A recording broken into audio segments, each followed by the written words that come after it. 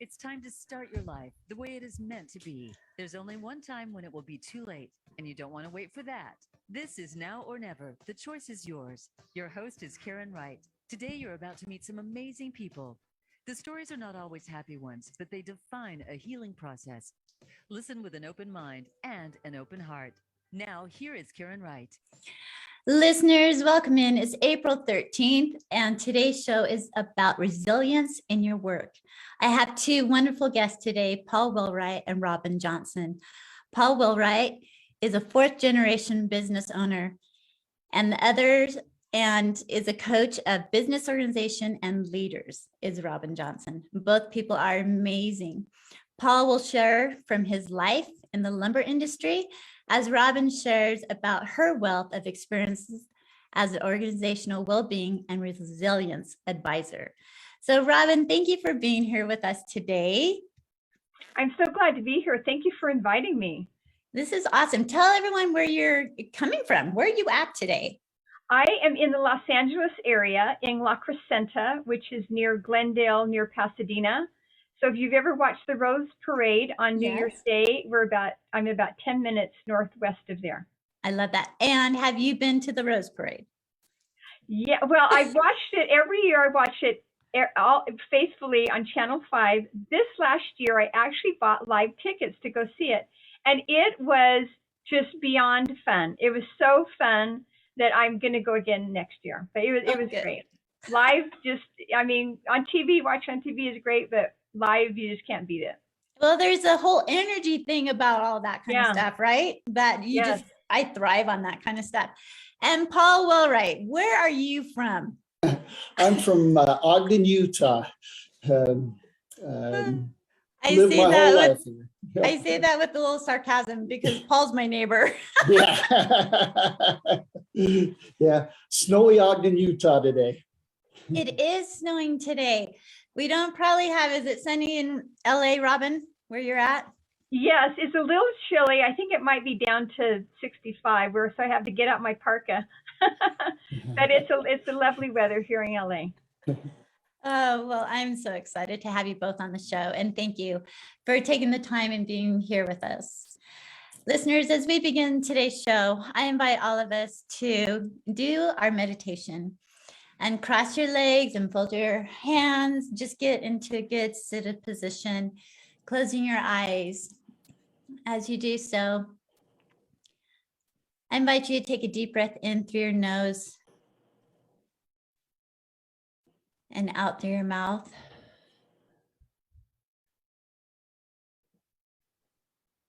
Another deep breath in and out through your mouth.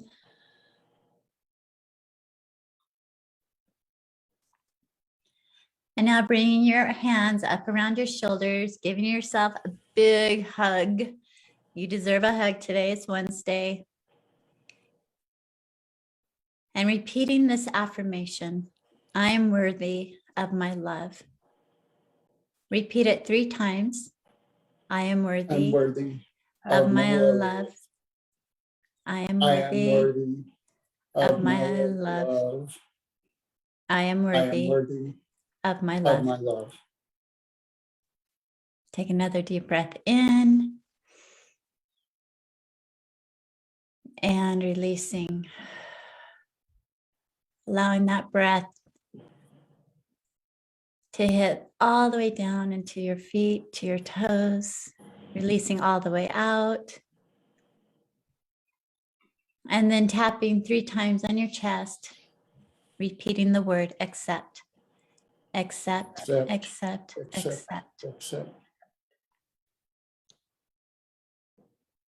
One more deep breath in and release. Listeners, I hope you took that time, just those couple minutes a day, to remember to breathe and how important that breath of life really is and how we take it for granted.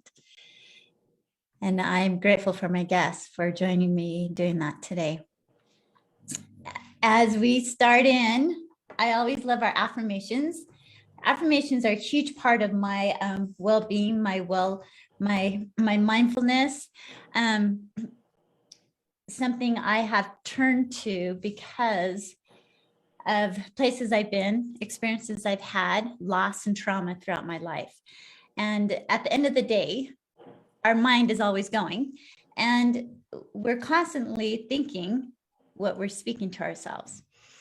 And in this place in life where there's so much sometimes negativeness around us, that being able to look and read the affirmations, I have them all over my mirror, all over my closet, sticky notes all over the place, just to remind me every day certain things. I am worthy of my love. I accept this. And so get your pen and paper out, because I'm going to read the affirmation for today. Oh, I love it when it's short. This one is, I am grace. I am grace. I am grace. So Robin, what those 3 words, I am grace, what comes to your mind when I read that? Well, and for the listeners, Karen says that she chooses a card, she turns it upside down, she does not look at it, so she is just as surprised as we are. And what's popping into my head is that I can, give grace to other people, maybe who fall short, maybe who have offended me, or I've offended them, or there's been some kind of faux pas happen. And also I can give grace to myself, extending grace to others, extending grace to myself. And looking at the affirmation exactly, I am grace, is that I possess that quality within me, and it's a matter of just looking for it and then trying to find it I for myself appreciate that. and others. Yes. Paula, what came to your thoughts when I said that? I am grace, our affirmation.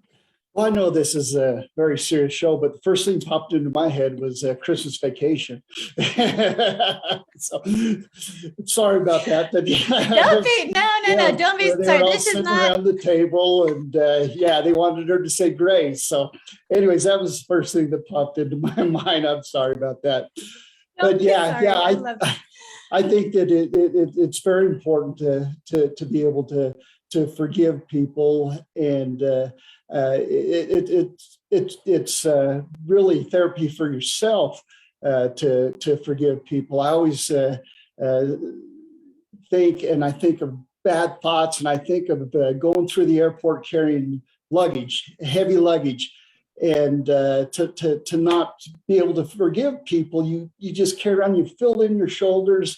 It just changes your whole disposition, and so that's something that I learned long ago, is to let the past be past, and move on. And hopefully that's a little better answer. Well, I love your first one, because to give grace, really, what's a better way than the holidays or with family, as we sit down around the table to eat, and we're giving grace, a thank you to those, to God, the universe, who has provided all this. So I love that you thought that. I had a past guest one time on my show when I read my affirmation. She goes, I always read my affirmation and I put yes in front of it and then now at the end. So yes, I am grace now. Yes, I am grace now. And Paul, I love your story about carrying the suitcases, because when I do my retreats and stuff, I have my ladies put on their backpacks, and in the backpacks are these rocks, and they're just heavy, right?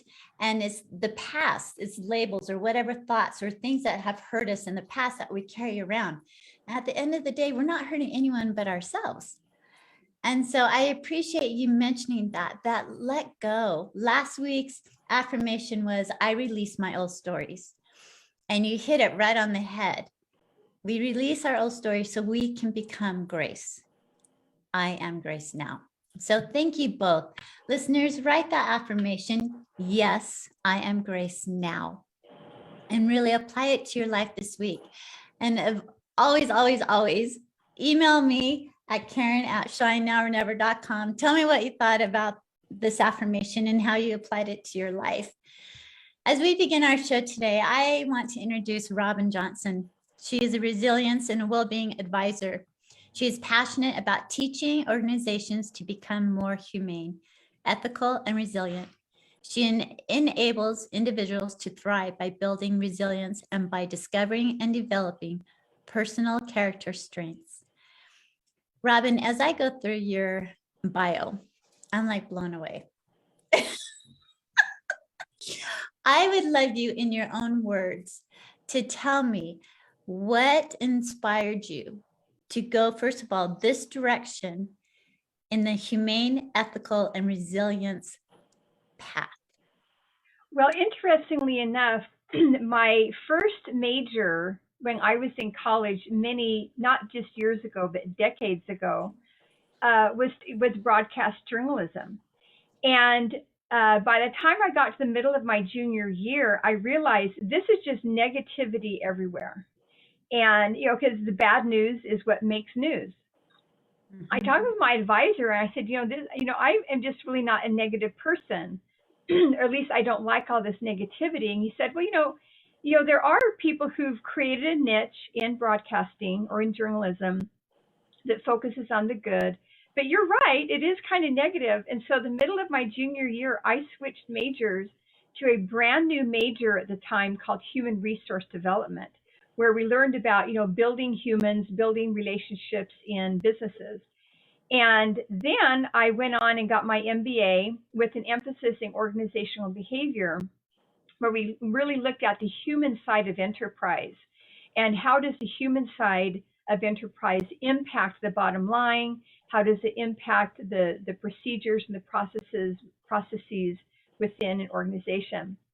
And so then many years later, I then, in fact, just a couple of years ago, COVID class of 2020, I went back and got my master's in applied positive psychology and also studied positive organizational scholarship, where once again we're looking at what are the good things that go on in business and how can that help organizations be better. But I've just always been really fascinated about organizations, and that adults spend most of their lives at work. Mm-hmm. And so why not have workplaces that are, as I say, humane, ethical, and resilient, where people feel valued and all of that. So that was it's kind of a long journey, but it's throughout my whole life, I've just been very interested in organizations and helping them function better for their people. Well, and I think that's really important. Yes, I love the fact that as a junior in college, you realize, no more about this negative about the world, the news. And I always have thought to myself, what would happen if the news at the same time every day, every channel threw up a big smiley face with a big yellow button smiley face and said, smile. Just for 30 seconds, if everybody in the world did that all at once, how would that energy frequency of this entire universe change? Mm-hmm. And would there be as much war and hatred and fight that goes on? And adversary is all around us, but how can we as individuals change that? And I love the fact that you're bringing this into the organization with businesses, Robin. You also do something else that I want to just mention before we go into break here, and I want to learn a little bit more about this. You have a favorite quote that says, perhaps it is music that will save the world. Yes. Where does this come from, and why do you say that? Okay, so in my other life, I wear multiple hats. I used to say, I'm just kind of a hodgepodge. And someone said, no, you're a Renaissance woman. Okay, I'll take that. I'm a Renaissance woman. And so I'm also a Suzuki violin teacher. I'm one of the co-directors of the Suzuki Music Program of Los Angeles. And that phrase comes from Pablo Casals. This is in 1961. And I would go really fast. In 1961, the Berlin Wall was built. Bay of Pigs, the Cuban Missile Crisis. There are multiple things that happened in 1961. Mm-hmm. They were all very awful. The Soviet Union set off a bunch of atomic bombs, testing them. And Pablo Casals went to Japan to meet Dr. Suzuki. And back then, the Suzuki movement was only in Japan. He goes to an auditorium filled with grade school children who are playing it's known as the Bach double, the Bach's concerto for two violins. And these grade school children are playing this exquisite music. And Pablo Casals, with his background of 1961, all the horrible things going on, stands at the podium and he just weeps. And he says, looking at this, listening to this exquisite music and seeing these children, he says, perhaps it is music that will save the world. And I usually start crying when I tell that story. Good thing I didn't today. No, yeah, that's where it comes okay. from. Well, and I appreciate you sharing that because we've been taught how music will influence our energy and influence our souls and spirit and music can move you, right? Oh, absolutely. And Yeah, the power with it, and it can move you for good, and then it can bring you down. mm-hmm. And Yes. I think it just depends on your spirit and what your soul thrives on and how it impacts you. I love the whole Suzuki method. I had my kids in violin, so they did all that with the piano, like all of it. And I love the fact that music is something that many people are gifted with, but putting in the time and the practice, you can learn to do it with so many other aspects of our life. Yeah, absolutely. Absolutely. So how long have you been playing the violin? Since fourth grade. Okay. Fourth grade. I started grade school orchestra, just a little grade school orchestra I started, and then began taking lessons. I was not a music major, but I played violin throughout, my growing up and college, and then kind of put it away. And then later, when my oldest daughter was 5, I then got into, dusted it off and started learning and playing again, and then became a teacher, and then became the co-director. So it's a long evolution. Well, I love it. And thank you for doing that. Listeners, we're going to go into break. And when we come right back, we will be speaking more with Robin Johnson and Paul Wheelwright after this commercial.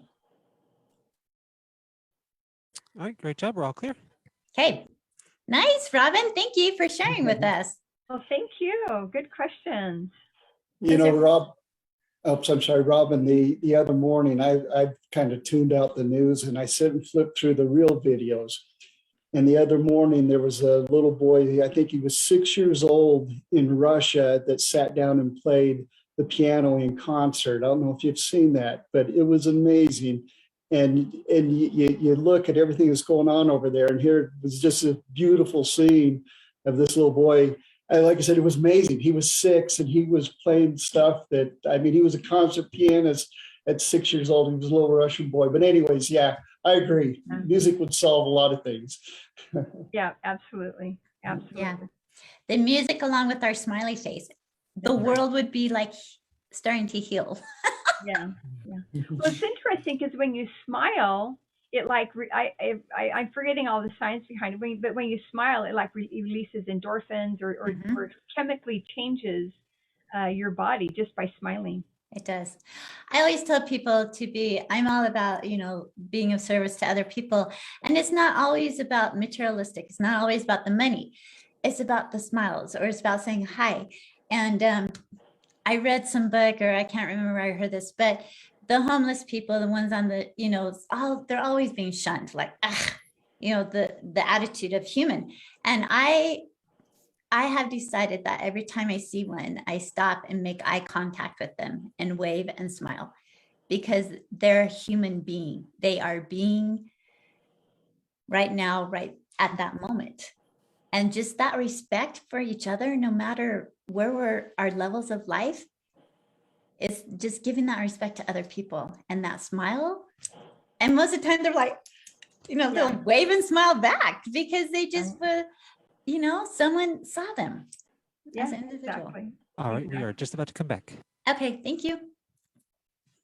Here we go.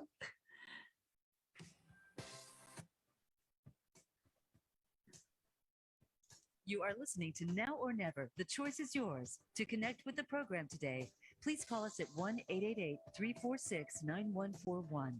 That's 1-888-346-9141. If you'd rather send an email, the address is Karen@shinenowornever.com. Let's get back to this week's show. Here again is Karen Wright. Listeners, welcome back to Now or Never, the choice is yours. And I appreciate the fact that you turned us on. You made the choice to be with us today. We have two wonderful guests. Before we went to break, we were speaking with Robin Johnson, who is a wonderful, humane, ethical, and resilient coach, instructor, advisor for businesses, small, medium, large businesses. And she's also a Suzuki teacher in her past life. She's had many lives, wears many hats. But we were talking about music and how music can play such an important part of the world. And during the break, Paul mentioned that, we were talking earlier about the news, how the news is the negativeness around the news. And Robin, in her former life, when she was a junior in college, decided she was going to that type of business, and she just did not like the impact of the negativeness around the news. And so that's how led into this conversation with Paul about during the break, how he went to World News, and it showed this little 6-year-old Russian little boy playing the piano, and how during the crisis of everything's going on, he took the opportunity to play, and they broadcast this on World News. And I just think how powerful that is. Music is power. And you talk about I am Grace. That little boy is Grace. And I think that's amazing. As we go in, I want to introduce Paul for a moment. Paul Wheelwright was born and raised in Ogden, Utah. He graduated from Ogden High School and attended Weber State College. He is the current president of Wheelwright Lumber Company, a position he has held over the last 20 years. Now, Paul and his family has started this business, just a couple of years ago? Is that correct, Paul? Or did I misread a number or something? Yeah, I actually wasn't around when it started. It was started in 1908 by my great-grandfather, Thomas Wheelwright, and his brother, Solomon Wheelwright. And so, yeah, we passed the century mark here a few years ago, and very happy to still be in business and thriving in Ogden, Utah. That is amazing. I love the fact that it was started in what'd you say? 1908. 1908. Dude, you know what? I wasn't even born then. I'm just saying. I was long. Yeah. Oh my goodness. Okay, so tell me this. I've never been to your business. Do you have pictures of back in the day, like the black and white pictures of the mills, or what? Paint to us in 1908. What did Wheelwright Lumber look like for our listeners? So I actually do have pictures. When we built our new store in 2004 out here in West Ogden, I gathered up a bunch of our old black and white pictures that had been taken from all the relatives over the years, and had them printed and framed, and they're up and down our hallway. And there's some amazing pictures. There's pictures of the lumber being delivered, being pulled by a horse. So I hold that heritage very dearly, and I get comments on it every day. It's just fun to look at the old pictures.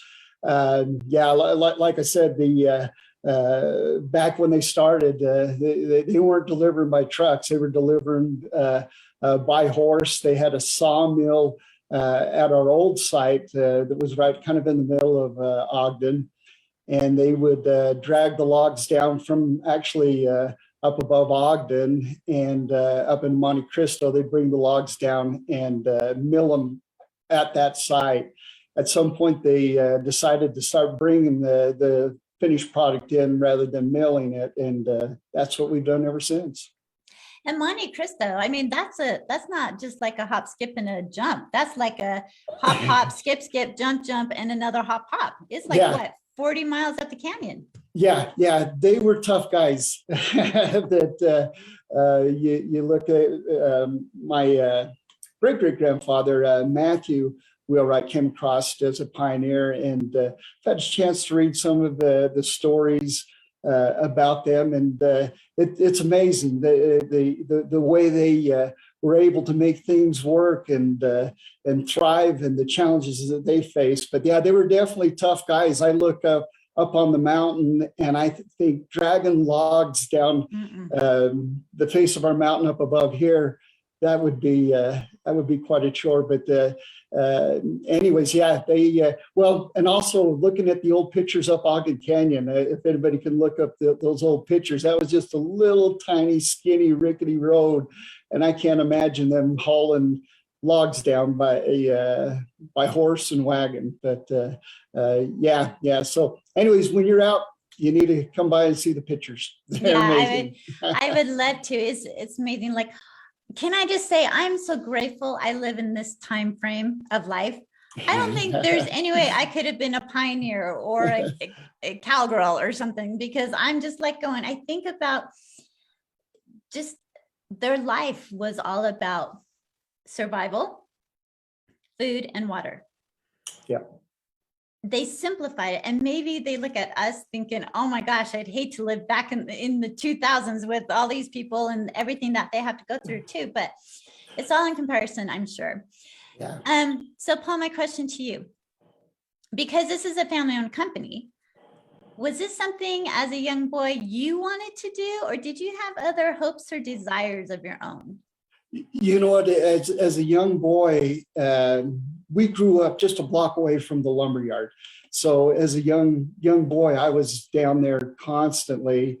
I finally talked my dad into letting me go down and clean shelves, I think when I was maybe 9 or 10 years old. And anyways, I always loved being around the lumberyard. It was always my intention to go into the lumberyard. I was in my third year of college when the savings and loan crisis hit, and the nation went into a recession. The lumberyard really struggled through that. Actually went into a bankruptcy. Like I said, I was in my third year of college, and we were down to maybe about 6 or 7 employees. I tried to do the night school and work, but anyways, ended up having to work full time. Didn't get my degree. The only one in my family who doesn't have a degree. Okay. But anyways, I learned through the School of Hard Knocks, I guess, and just went to work and just tried to find a way to turn a profit, hopefully every day, and turn the thing around. And now we're I think we've got right around 100 employees out here. I think that in the early 80s, I know that there was a year that we did not hit the $1 million mark in sales for the year. Last year, we hit about $140 million, which put us third in the country as far as a single store location for sales. So anyways, pretty proud of it, pretty proud of the way it's worked out. Proud of the employees that support us. I'm very, customers, I look at our customers as my best friends. I'm happy to see them every day. If one quick thing, if I can, where you said the smile, that we ought to put a smiley face up every day. Years and years ago, I kind of figured out, as running a company, that the employees kind of feed off of your mood, your demeanor.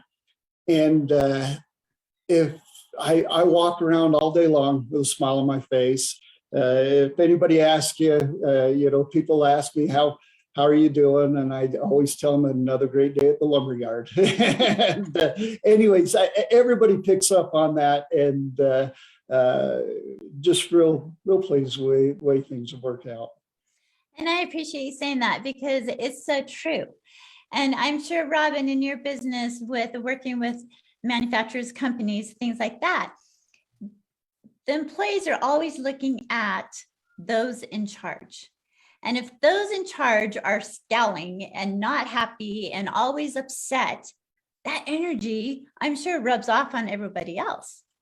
Yeah, absolutely. The tone at the top, as they call it, is absolutely crucial.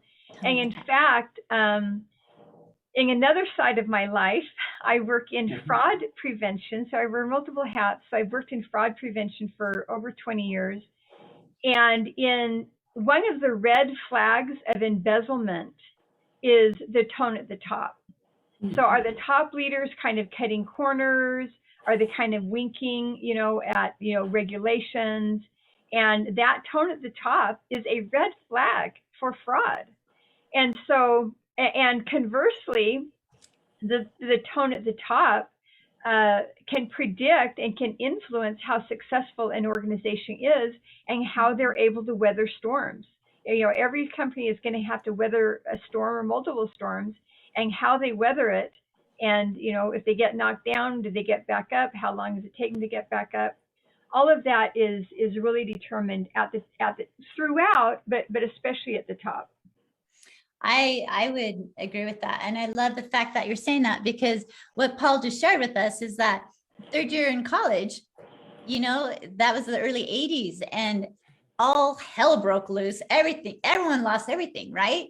Yeah. And here Paul's got one more year to get that graduation, to get that education, that diploma. But yet, with a smile on his face, he steps into the role of trying to make sure this company of his family-owned company, stays going.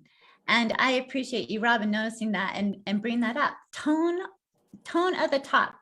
What is the tone of the top? Robin, so here's a question for you. What are some of your ideas about businesses being for the force of good in the world? I am passionate about that. Absolutely, the concept of business being a force for good. First of all, everybody is in some kind of business. Well, almost everyone is in some kind of business, and the people who work at the business. First of all, if we can make our workplaces more humane, ethical, and resilient, as I call it, then the people are going to have a better experience at work. They'll be more productive. They'll do more good out in the world. And when they come home, they won't come home having said, this job really sucks and I hate my life every day because this horrible job. You're going to go home feeling better about your work, feeling good about your work, and bringing that positive energy into your family. So business is a force for good, and also many innovations that companies can create, being a force for good, like, for example, creating the fair trade industry, where people in third world countries are getting paid fairly. That was all created by organizations that wanted to bring good in the world. So I have so many, countless stories, but yes, business can be and should be a force for good in the world. And by learning how they can do that and apply these principles to their organization, they totally can. And they have a better bottom line as well. It's not, it's a false dichotomy to think that the bottom line is separated from doing good. No, the organizations that do good in the world also do well. So doing well by doing good. No, and I appreciate that. And Paul, like, your whole family owned thing, like, I'm sure there's days when you come home and it's not always smiles. Yeah, occasionally, but most of the times I come home pretty happy. I going to work. It was funny, years and years ago. Brenda, my wife, she made the comment to me. She said, "You never complain about going to work." and there was when I was heading out the door, and I said, "Well, I didn't know I was supposed to complain." I said, "I'm not unhappy at work." And I said, I enjoy being there. I enjoy the relationships with everybody. And hopefully, like I said, hopefully that kind of gets passed down throughout the organization. Well, I'm sure it is. As far as what Robin was talking about, doing well or doing good businesses, I think that businesses kind of create their own karma. And when I say karma, I don't think it's necessarily a mystical thing that's floating around out there that just also falls on people. I think that businesses, you have the opportunity to participate in a lot of charitable events and organizations, and that's something that I've spent a lot of time doing, and I think that I get back tenfold whatever I put in. That I think the community and people recognize that you're part of the community and you're trying to make things better, and it all comes back to you. I agree with that. To me, it's a complete circle, right? Yep. It's all about giving, and I'm Christ-oriented. I believe in God, the universe, and He taught us to be of service to others, no matter where we're at in life. But in order, to me, giving to others, you're going to receive it. And it might not be in the way financially or whatever, but it's going to be in a way that's good for you as an individual, how you need to receive that back to you. And I think that's really important, Paul. And I appreciate you bringing that up, because you've been you and your father received the Purple Paw Award for Weber State. Before we go on a break, tell me about that really quick. I just saw that up there and I'm like, okay, I want to know about this. So the Alumni Association recognizes just a handful of people. I think they recognized 4 people last year that has supported the college and has been involved in the community. And they gave us the award. It was unexpected. The unexpected awards are always the best ones. And that was a lot of fun. My father, he years and years ago, when they were threatening to get rid of football up at Weber State, he came, and at that time the lumberyard wasn't in great shape, but he came to me and he said, "Paul, call up to Weber State, see who we need to get a hold of to be a sponsor. I don't want to see the football program leave Weber State, because once something leaves, it never comes back." And so anyways, my dad was, I just followed his lead in that he always participated and was very charitable also. But that was fun. My dad passed away this past fall, and we received that award. It was probably just about 1 year ago. And like I said, it was a lot of fun. Well, I appreciate you sharing that. Listeners, we're going to go into break, but stay tuned, because we're going to deep dive into more when we come back with Robin Johnson and Paul Wheelwright. All right, perfect. We're all clear. Back in about 2. Okay, that sounds good. Okay, how you guys feeling? Good. Great stories, Paul. You could be a case study for how organizations should function. So we have a lot of builders, and they'll send their daughters and sons in to talk to me for their business classes. Apparently they have to fill something out, and then they'll come in, and I'm sure the professors up at Weber State was like, "Oh no, not Wheelwright again." But because I don't think I do it a lot like anybody else does. I kind of meetings. I'm horrible at having meetings, but I walk up and down the halls and talk with everybody, go out to the counter and communicate that way. So it's something I don't know if it would work with everybody, but I'm just pleased it's worked out for me. They call in MBA school, they call that MBWA, management by walking around. Oh, okay. So it is a thing. It is a thing. You have your MBWA.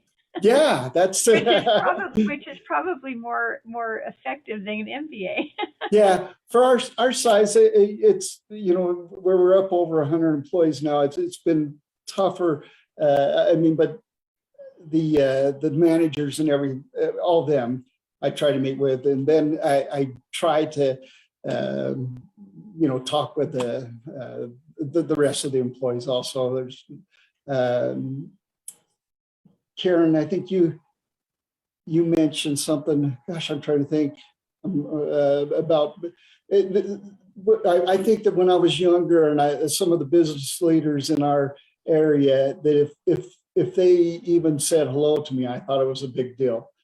And Yeah. so I'm not saying I'm a big business leader or anything, but I try to talk and acknowledge these younger. Karen's got a very entrepreneurial boy in Dayton who's, I don't know what he's doing right now, but he's going to be successful, or he is successful in whatever he does. He's a great Sorry to kid. interrupt, but we are coming back. Okay, thanks. Thank you, Paul. You are listening to Now or Never. The choice is yours. To connect with the program today, please call us at 1-888-346-9141. That's 1-888-346-9141. If you'd rather send an email, the address is Karen@shinenowornever.com. Let's get back to this week's show. Here again is Karen Wright. Listeners, welcome back. We have had the opportunity to be speaking with Robin Johnson and Paul Wheelwright. This next part of the show is sponsored by Deborah Weiner. She is a creator of feng shui in business and organization. You can reach out to Deborah at fengshuibusinessconsultant.com, and she will help you with your business in growing up to 88% in revenues. And she's absolutely amazing. She was on my show March 30th. So go back and listen to that show and reach out to her. That's what this show is all about, helping other people. As always, I love to talk to you about my book, Now or Never, Shine Baby Shine, international bestseller. And it finally came out this last, month on Audible. So get that online. You can get it at Amazon, Barnes and Nobles, Target, Walmart, wherever you want, and you can listen to it. And hopefully through the stories that I've been through in my life, you come out on the other side more powerful, being able to help others, to inspire and aspire in what you've been through. And I hope my book will help others do that. Just like these two wonderful people we have today, Robin and Paul, both of them have inspired many people through the business force, through their businesses. And as we go into this next end of the show, next part of the show, first of all, I would love both of you to share how the listeners can get a hold of you. Robin, how they can take your courses or have you come into the organization. And Paul, you mentioned before we went to break how Weber State entrepreneurs and these young people are coming in talking to you about businesses. If you'd be open to share how they can get a hold of you, because I know there's listeners out there that would love your information, your wealth of knowledge, and you both being so open and willing to offer that. So Robin, if you would share with our listeners right now. Great. So you can reach me at Robin, ROBIN, at robinlearningsystems.com. So Robin at robinlearningsystems.com. And I'm the youngest of 8 kids, and my mom would say, eat your pie first, so you have room for the good stuff. So I created a Eat Your Pie First resources that I will send out free to anyone who reaches out to me. The resources I think are absolutely fundamental and so powerful in bringing about organizational change. And so just email me and I will send you your Eat Your Pie First resources to help improve your organization. And then of course, if you'd like me to come in and do some assessments and do some training on resilience, meaning, belonging, collaboration, to help your organization be more humane, ethical, and resilient, that would be great. Listeners, take advantage of that. I'm always a firm believer in dessert first. I'm always about, I go out, I have dessert first because I never have room for it afterwards. So Robin's offering us the pie. We need to do this. Reach out to her, you guys. This is amazing.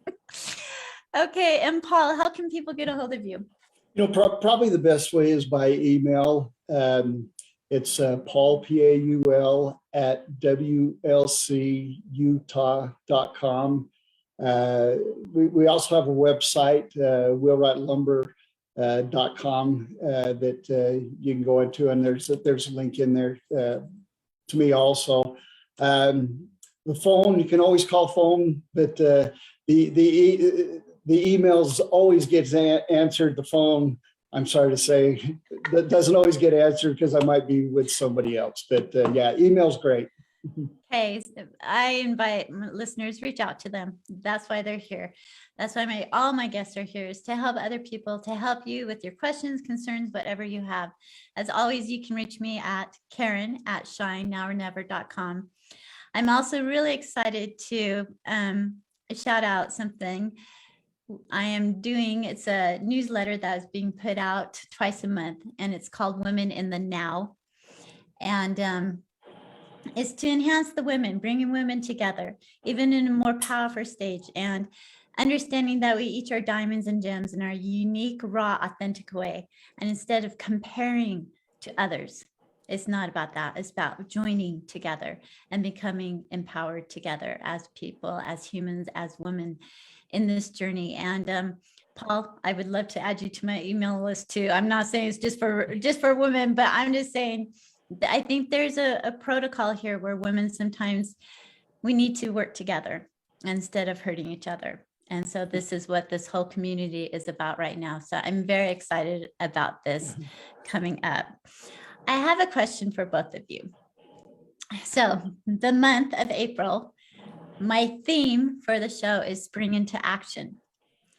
So what I would love to see is, what's your favorite example of springing into action, or an example of not springing into action? Because sometimes not springing is a good thing too. It's not always negative. So Robin, I'm going to start with you first. Okay. I've been thinking of this because you had mentioned that this is the theme of the month. And I actually am going to start with a negative example and then switch to a positive example. Right. And randomly, this is, weeks before all of this thing going on with Ukraine and Russia happened. But I was randomly listening to this history of Russia. And part of the history talked about Alexander I, who was one of the czars, and he was very progressive. He really wanted to bring change to Russia, really wanted to bring, organizational change, how the country was led, how it was run. And he felt really passionate about it, and he talked about it and talked about it and talked about it for 25 years, but never did anything. He never took the steps to actually create organizational change and a different type of government in Russia. And finally, he died. And then the other people took over, and now we have what we have. And I thought, how would history have been different if he had taken action? It's not just enough to talk about these great things. We need to take action. The other great example of taking action is organizations, and there's many organizations where they're facing genuine crises, and they begin applying these principles of what is known as positive organizational scholarship. Have meaning in your organization, create belonging, create collaboration, break down the silos of information.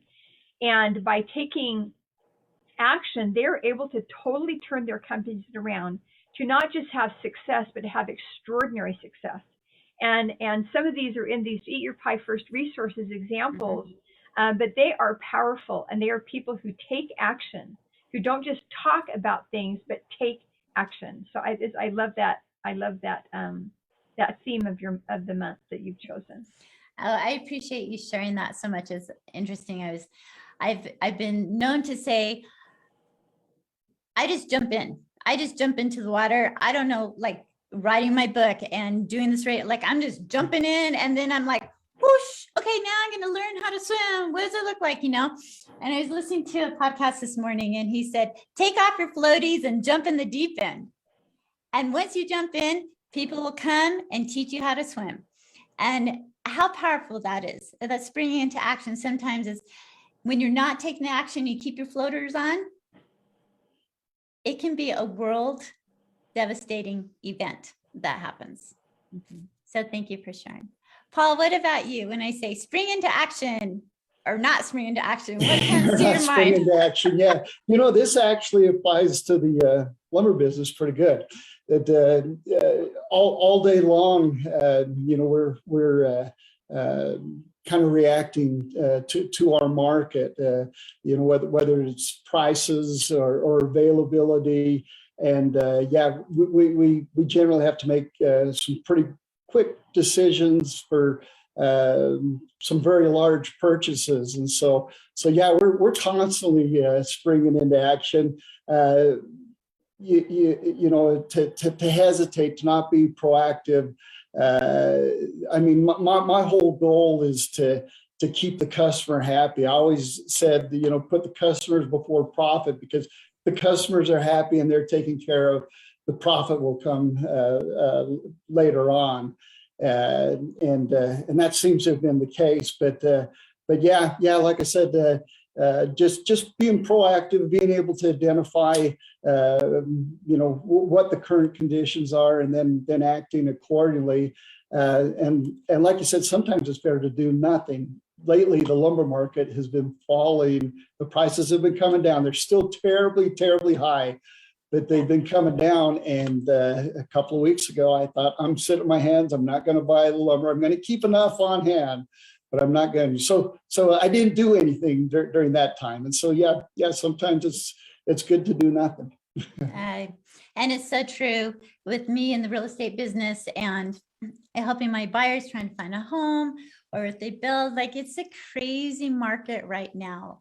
Yes. But I'm like you. It's about helping your clients, helping the people that come to you, and making them happy.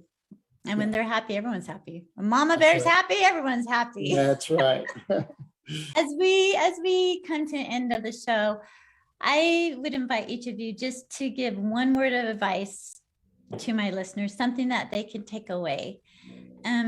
Robin, what's something you could share with my listeners today? I'm going to share the word collaboration. There's a lot of talk about diversity, equity, and inclusion, but I love the word collaboration, because collaboration not only means that you're invited, inclusion means you're invited to the party.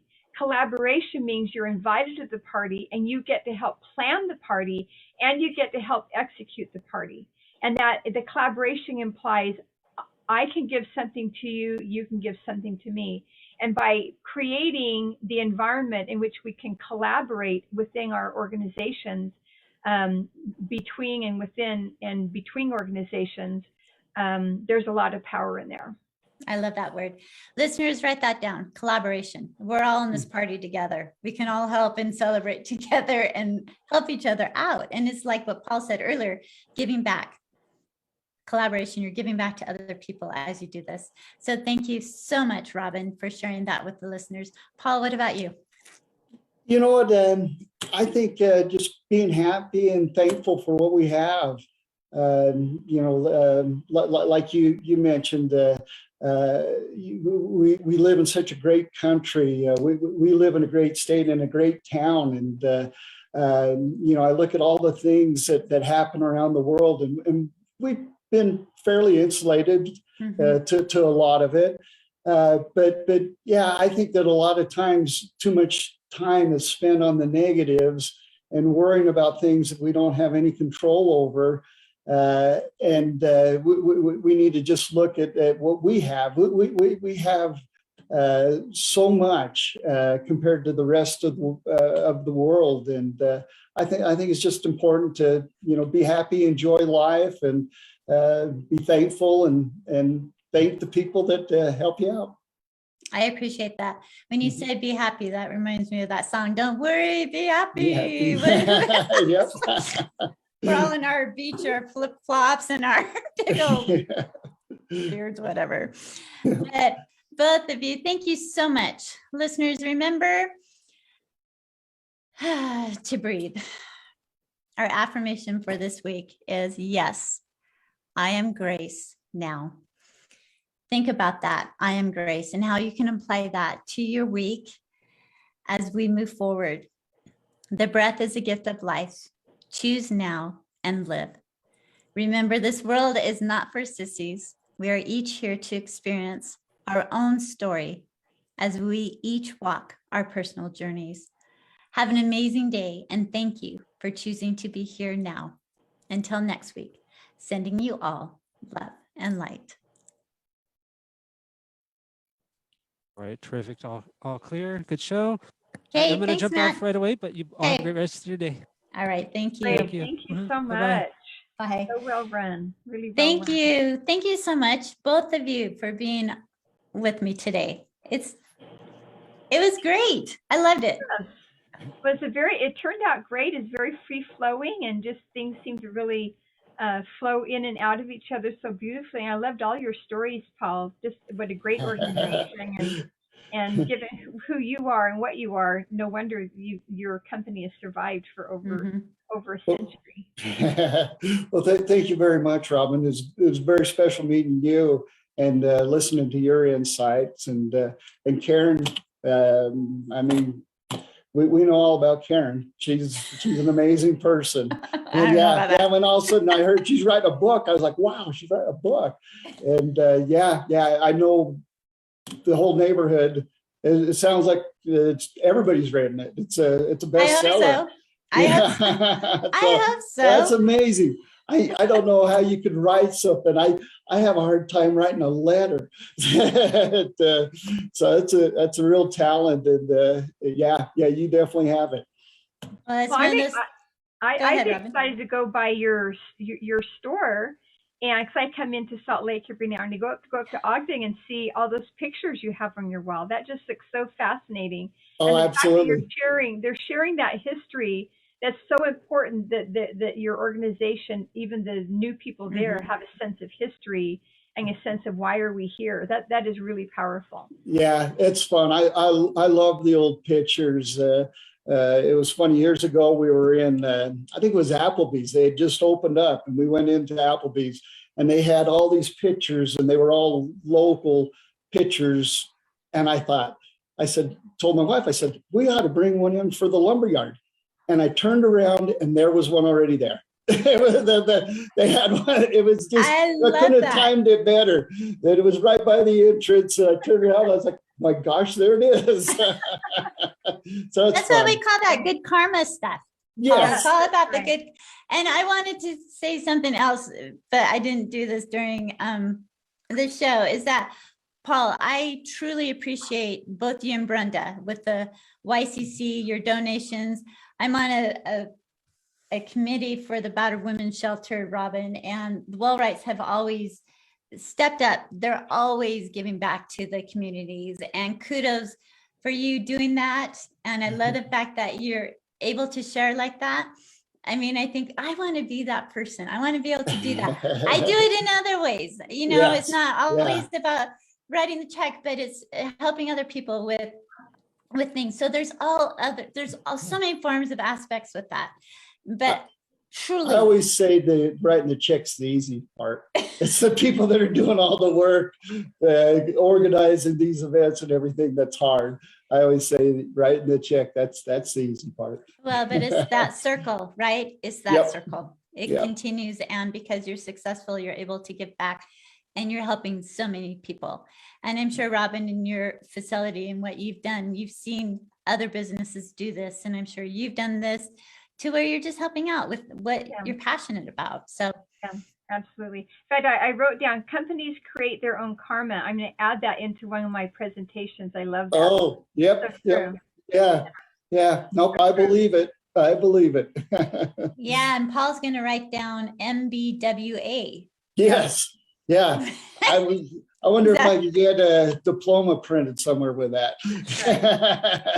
I'm sure they will. I'm sure the trophy, the trophy down on Harrison will do it for you. Yes. Okay. Well, both of you, thank you so much for your time, and I appreciate you.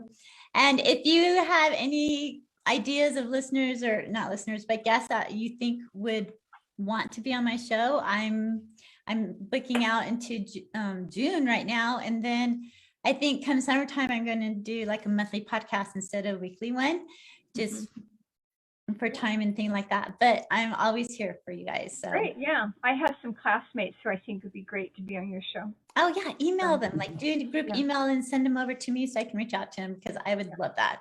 That would be great. So thank you. Thank you both. Thank you so Okay, much. thanks, Karen. Okay. Have a good day. Bye-bye. See you around. Bye.